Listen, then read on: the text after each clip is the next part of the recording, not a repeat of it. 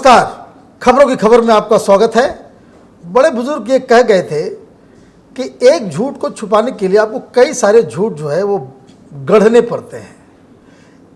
पाकिस्तान के जो वर्तमान प्रधानमंत्री हैं, मतलब farmer cricketer, farmer Playboy Imran Khan, इन्होंने तो झूठ बोलने के सारी सीमाएं जो इन्होंने लांघ दी है। अब आज मैं खबरों की खबर में अभी पिछले एक सप्ताह के अंदर इमरान खान ने क्या क्या झूठ बोला और किस तरह से पूरी दुनिया को झांसा देने की कोशिश की, उसी का पर्दाफाश करने वाले हैं। पहला झूठ है कि जब वो न्यूयॉर्क से लौट रहे थे यूएन जनरल असेंबली में भाषण देने के बाद, तो एक खबर उड़ गई कि भाई उनके जो हवाई जहाज़ में एक टेक्निकल स्नैग आ गया, इस वजह से उनको वो प्राइवेट प्लेन छोड़ना पड़ा और एक जो वो साधारण से जो आम यात्रियों के लिए जो प्लेन्स होते हैं उससे जो है वो टिकट कटा करके वो पाकिस्तान लौटे हैं। सच्चाई क्या थी? सच्चाई ये थी कि ये न्यूयॉर्क जाने से पहले ये सऊदी अरब जाते हैं, वहाँ के प्रिंस मोहम्मद बिन सलमान से मिलते हैं और ये कहते हैं कि भाई ये जो मसला जो है इसको बाकायदा कश्मीर के मुद्दे के ऊपर जो है वो मदद करें, और ये जितने जो मुस्लिम ममालिक हैं वो इस्लाम का मसला बनाना चाह रहे थे। लेकिन मोहम्मद बिन सलमान ने साफ साफ कहा कि ये देखो, ये तुम दोनों पाकिस्तान और हिंदुस्तान का ये मसला है और इसको रिलीजन से ना जोड़ें आप, और ये कोई मुस्लिम उम्मा का मुद्दा नहीं है, ये टेक्निकल मसला है और उसको उसी हिसाब से ले। तो मतलब ये कि उन्होंने साथ तो नहीं दिया और ये बिल्कुल मायूस हो गए, क्योंकि इन्होंने तो पढ़ा रखा है पूरे पाकिस्तान को कि मोहम्मद बिन सलमान उनके बहुत क्लोज मित्र हैं, बहुत जैसे कि बहुत अच्छे माने साथी हैं। तो साथी होने की बजाय वो बेचारा इमरान खान मुंह लटकाए हुए थे। तो उन्होंने कहा कि भाई ऐसा है कि तुम्हारे पास तो हवाई जहाज भी नहीं, मेरे एक प्राइवेट जेट उन्होंने दे दिया कि भाई इससे तुम न्यूयॉर्क चले जाना। ये चले गए।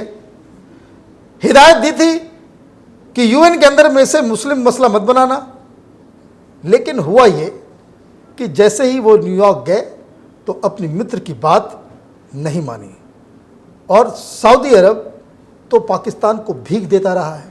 उसके पैसे से वहाँ पे लोगों को सैलरी मिलती है। पैसे अगर बंद कर दे सऊदी अरब देना तो ये तो भीख मांगने लायक भी नहीं बचेंगे। तो क्या हुआ, न्यूयॉर्क जाने के साथ ही इमरान खान ने अपना पूरा पैतरा बदल दिया और वो लगातार इस्लामोफोबिया और इस्लाम और मौलाना बन करके उन्होंने जो है वो पूरी तकरीर हर जगह जो है यही काम किया, और ये भी कहा कि जिस तरह से हम लड़ रहे हैं वो हम लोगों ने ट्रेनिंग दी थी क्योंकि हमारे पास वो सोवियत से लड़ना था, वो बहुत सारी बातें थी। अब हुआ ये कि एक और मिस्टेक इन्होंने की।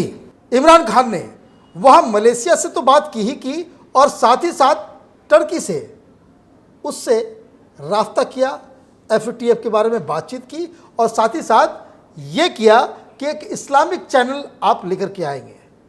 अब ये तो मूर्खता है, इस्लामिक चैनल आप लेकर के आएंगे पूरी दुनिया के लिए। टर्की और पाकिस्तान और मलेशिया ये तय कर लेंगे इस्लाम क्या है, वो कौन सा इस्लाम होगा, वो क्या आप दिखाएंगे? आप दिखाएंगे वो बात जो ईरान में बताई जाती है। 72 किस्म के तो अलग अलग मसलक है, तो किस मसलक को आप आगे बढ़ाएंगे? तो बहुत सारे इशूज़ है, खैर ये बात तो अलग है। लेकिन सऊदी अरब का टर्की जो है एक दुश्मन देश है, आज से नहीं, वो कई सदियों से जो है इन दोनों के बीच जो है पंगा रहा है। इमरान खान ने जो ये चालाकी करने की कोशिश की तो उनके मित्र और सऊदी अरब के प्रिंस मोहम्मद बिन सलमान नाराज़ हो गए, तो उन्होंने वो हवाई जहाज़ वापस बुला लिया। और जब ये एयरपोर्ट पे पहुँचे तो मालूम चला कि उनका प्लेन तो निकल गया है, वो तो सऊदी अरब चला गया। ज़्यादा होशियार बनने के चक्कर में इन्होंने भाषण दे दिया। उनको हिदायत दी गई थी कि आप इसे मुस्लिम उम्मा का केस नहीं बनाएंगे। जनरल असेंबली में जाकर के पूरा का पूरा भाषण जो है इन्होंने मुस्लिम वर्सेस रेस्ट कर दिया। कश्मीर के मुद्दे को एक मुस्लिम इशू बना करके, इस्लाम का इशू बना करके आपने उसमें ये डाल दिया और न्यूक्लियर थ्रेट दे डाली। अब सवाल ये है कि ये सब हुआ तो मोहम्मद बिन सलमान नाराज़ हो गए और उन्होंने अपना हवाई जहाज़ बुला लिया कि जब तुम्हारे मेरी बात ही नहीं मानोगे तुम वो क्यों इस तरह से किया जाए। तो इमरान खान की इतनी बड़ी बेइज्जती हो गई और कुरैशी साहब प्रेस के सामने आकर के बता गए कि कुछ टेक्निकल स्नैग है। टेक्निकल स्नैग नहीं था, हवाई जहाज ही नहीं था, तो टेक्निकल स्नैग कहाँ से आएगा। तो मुंह लटका करके इनको जो है फिर टिकट कटा करके वापस आना पड़ा। तो ये तो एक झूठ, और झूठ का खुलासा और इसके पीछे की जो कहानी है वो पाकिस्तान के लिए आगे आने वाले दिनों में काफ़ी महंगा पड़ने वाला है। और वो क्यों पड़ने वाला है वो मैं आपको आगे बताऊंगा। यहाँ पहुँचे और यहाँ पे इन्होंने जो है एक अलग कहानी बता दी, और उसके बाद जब इन्हें मालूम चला कि, और जब पाकिस्तान वापस लौटने के बाद उन्हें मालूम चला कि शेख हसीना बांग्लादेश की प्राइम मिनिस्टर वो आने वाली है हिंदुस्तान, तो फटाक से उन्हें भी फ़ोन कर दिया इन्होंने। झूठ ये बताया पूरी दुनिया को कि वो हेल्थ के बारे में बातचीत कर रहे थे। ये बाकायदा वहाँ से पाकिस्तान के सरकार की तरफ से प्रेस रिलीज दिया गया कि वो हिंदुस्तान जा रही थी, तो इसलिए जो है वो उनके कैसे मिजाज हैं, कैसे क्या है, वो एक फॉर्मल बातचीत हुई थी। सच्चाई क्या है? सच्चाई ये है कि इन्होंने ये गुजारिश की कि जब आप हिंदुस्तान जाएं तो कश्मीर के मुद्दे को उठाएं, क्योंकि ये मुस्लिम उम्मा का मसला है, वहाँ मुसलमानों के साथ बहुत दिक्कतें हो रही हैं। दूसरा, उन्होंने ये भी कहा, इमरान खान ने ये शेख हसीना से रिक्वेस्ट की कि ये जो 20 लाख मुसलमानों को बाकायदा अलग रख किया जा रहा है असम में एनआरसी के जरिए, उस मुद्दे को भी उठाएं। इन्होंने पूरी बात सुन ली, और जब हिंदुस्तान में जब बातचीत हुई, ना उन्होंने कश्मीर का मुद्दा उठाया, ना ही इस एनआरसी का मसला उठाया, और उठाया भी तो उल्टा। उन्होंने साफ साफ शेख हसीना ने कहा कि एनआरसी जो भारत में चल रहा है उससे बांग्लादेश को कोई दिक्कत नहीं है।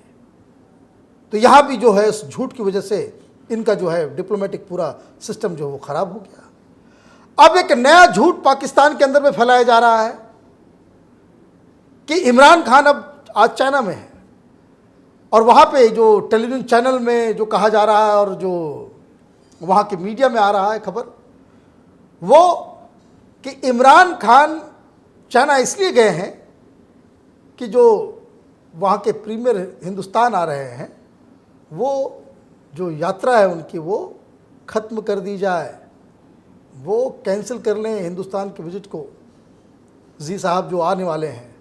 तो ये अब वहाँ पे तो ये झूठ चल रहा है, इमरान खान वहाँ पहुँचे हुए हैं। तो ये सारी चीज़ें पाकिस्तान में हो रही हैं, और सबसे बड़ा जो झूठ इमरान खान का था, उन्होंने बहुत कायदे से यूएन जनरल असेंबली में इस बात को कहा था कि कश्मीर के लोग आंदोलित हैं, जिस दिन कर्फ्यू हटेगा उस दिन खून की नदियाँ बह जाएगी, न्यूक्लियर वॉर होगा। और उन्होंने एक बात और कही थी, और ये हिंदुस्तान में जितने ये जो लेफ्ट लिबरल कबाल है इस देश में, जो वेबसाइट चलाने वाले और उस तरह के खबरों को फैलाने वाले, इन लोगों ने भी बहुत उसको प्रमुखता से यहाँ पे छापा था, और व्हाट्सएप में जो है वो खबरें घूम रही थी कि लाखों लोग पीओके से मार्च करने वाले हैं एलओसी के पास, उसको क्रॉस कर जाएंगे। जब से न्यूयॉर्क से वापस आया है इमरान खान, तब से इसी बात को प्रेस कॉन्फ्रेंस कर रहा है कि हम आप जो है थोड़ा पेशेंस रखिए और ये रखिए, और बहुत सारे लोग जाने वाले हैं, सिचुएशन आउट ऑफ कंट्रोल चला जाएगा। तो कल वो यात्रा जो है वो JKLF द्वारा जो है वो निकाली गई, जिसमें इमरान खान दावा कर रहे थे कि लाखों लोग होंगे। 5000 लोग नहीं पहुँचे, उसकी तस्वीरें जो है आ गई हैं, और ये पूरा का पूरा एक फ्लॉप शो जो है जिसको कह सकते हैं, वो फ्लॉप शो हो गया।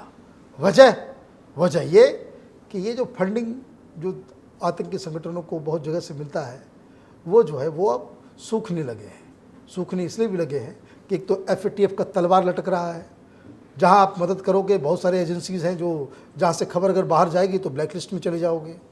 तो ये सारी चीज़ें हो रही हैं पाकिस्तान के अंदर में। तो ये सारे जो झूठ का जो एक किला, जो हवाई किला इमरान खान बुन रहे थे, वो अब धीरे धीरे उसका खामियाजा, उसका नतीजा सामने आने लगा है।